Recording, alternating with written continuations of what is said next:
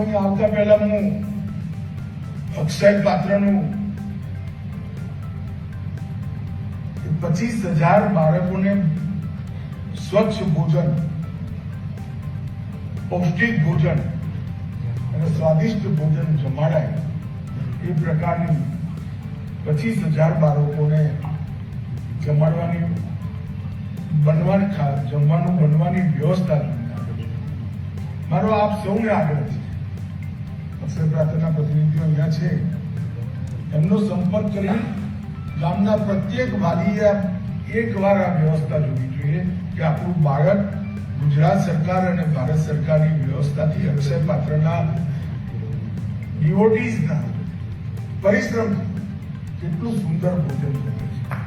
એકવાર ચોખા નાખ્યા પછી જીરા રાઈસ બનાવવાનો હોય કે સાદો રાઈસ બનાવવાનો, સાદો ભાત બનાવવાનો, એ બની બહાર આવે ત્યાં સુધી માણસનો ભાતો.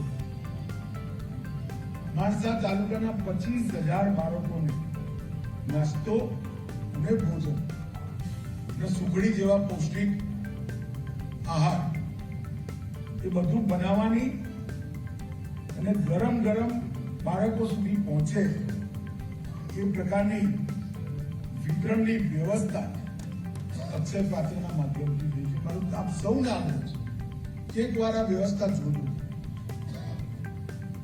ચૂપચાપ બોલ્યા વગર, કોઈ પ્રસિદ્ધિ વગર કર્યા વગર સમાજની સેવા કઈ રીતે થઈ શકે એ મધુ પંડિત અને એમના સાથીઓને આપણે ખૂબ ખૂબ ધન્યવાદ.